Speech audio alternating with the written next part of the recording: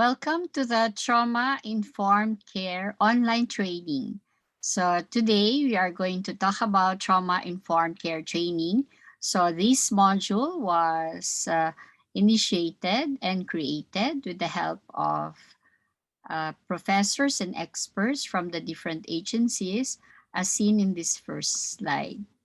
So as a whole, at the end of this online training, participants should be able to describe trauma and its impact on survivors, recognize signs and symptoms of trauma, explain proper techniques in addressing challenging behaviors and conflict using trauma-informed approaches, and implement self-care strategies to prevent burnout.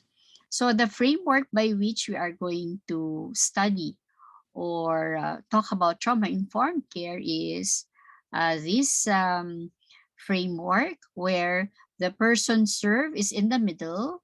So we are trauma sensitive using trauma assessment and treatment, and that we use universal precautions when we do trauma-informed care, and that we collaborate with each other, different agencies, different professionals, in order to provide hope, healing, resiliency, and recovery for patients and their families. Okay, so we start with the first module, which is the foundation of trauma and the basic things that you need to know when talking about trauma.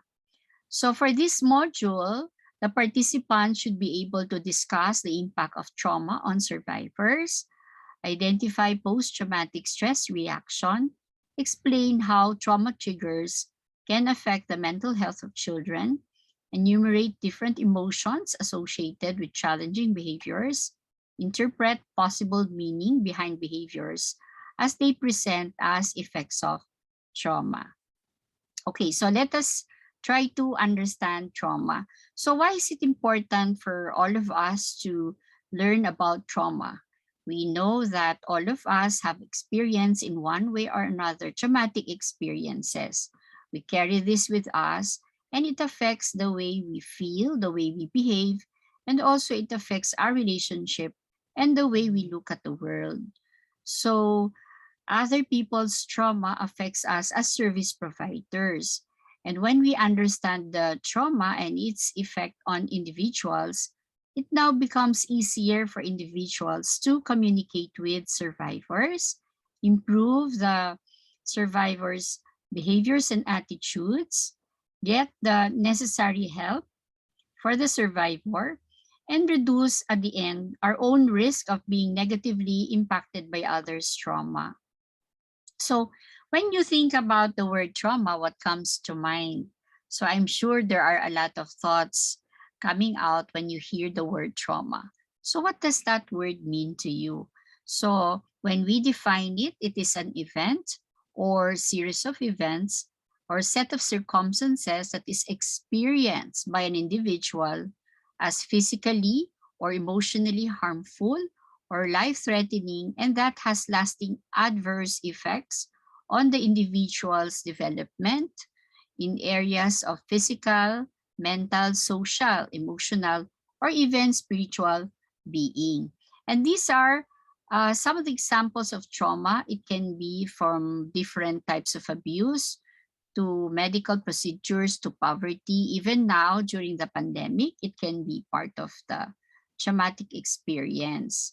And the landmark book by Judy Herman, Trauma and Recovery, says that traumatic events actually render victims helpless, involves threat to life or body integrity, and it disrupts a sense of control, connection, and meaning. And that with this, there is helplessness and terror, and it evokes the responses of catastrophe in an individual. So what happens is that trauma shapes a survivor's basic beliefs about identity, the way children look at themselves, the way they look at the world, and their own spirituality. So these are some of the questions that they may ask, okay? And even if we experience this, a lot of people can be resilient. So by doing or using a trauma-informed approach, the effects of trauma can be mitigated to help a person go back to their normal, usual self. So it is important to begin with. The basics would be the prevalence. That trauma is not rare. In fact, in Metro Manila, in a study by Ramiro, Madrid, and Brown in 2011, showed that 75% of the men and women surveyed had at least one exposure to an adverse childhood experience. In the US, they have 61% of men and 51% of women reported exposure to at least one lifetime traumatic event. And we can see here that these are the common emotional responses. Individuals could have fear, anxiety, grief, guilt, shame, hopelessness, isolation, sense of betrayal. And in some extreme cases, they could even get out of touch with reality and become psychotic. And so in the Philippines, it's important for us to also consider that exposure to violence in the first years of childhood actually deprives children of as much as 10% of their potential IQ. That is why we see children who are not performing well. It is not because they have low IQ, but it is, or it can be because of the traumatic experiences that they have in life. So these are examples of adverse childhood experiences as studied in Manila. So you have physical abuse, emotional abuse, sexual abuse, and growing up in households with alcohol or drug user, which can be very common in the Philippines. You have a member being imprisoned, mentally ill, chronically depressed, or institutionalized member of the family, separation and divorce in the Philippines because of a lot of OFWs. We can have separation of children with their parents, and this can be an adverse childhood experience unless, of course, you have a caregiver who is consistent, like maybe an aunt or a grandparent. Or if there is domestic violence, the mother being treated violently, or if you have different types of abuse, as I've said, or if both biological parents are absent. Okay, so these are some of the ACE questions that were asked among the participants. Did the parent or other adult in the household often or very often swear at you, insults, put you down? So these are forms of psychological abuse. Or if they push, grab, this is physical. Or touch or fondle can be sexual, and so forth. Okay, and this, no, number 5. Okay, so there was neglect. Okay, so we have different types of adverse childhood experiences. Up to, did the household member go to prison, or was a household member depressed or mentally ill, or did you live with anyone who was a problem drinker, alcoholic, or who used street drugs? We know that if in the Philippines, we have a lot of cases like this. So what are the results? When you talk about ACE, it says that adverse childhood experiences can actually affect the different stages, no, in terms of social, emotional, and cognitive development, and then how they behave, and then it redounds to disease, disability, social problems, and even early death. Okay, so basically they are risk factors for disease and early death, and that it is important for us to see that it actually increases the risk. For example, for those who are sexually abused, they have 12 times more likely to engage in early sex. Psychological abuse and sexual abuse, more likely to have multiple sex partners. Physical neglect, okay, take note, more likely to use alcohol and illicit drugs.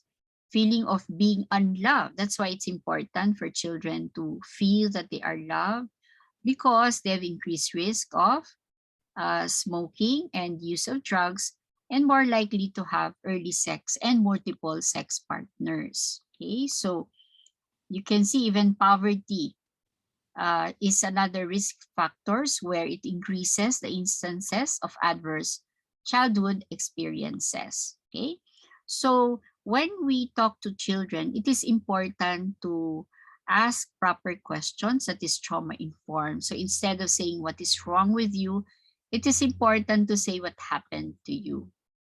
So in this first part of the lecture, the key learning points are that trauma is an event, a series of events that affects the different stages of development of a child, and that traumatic experiences, if not dealt with properly, can result to risky health behaviors in later adulthood.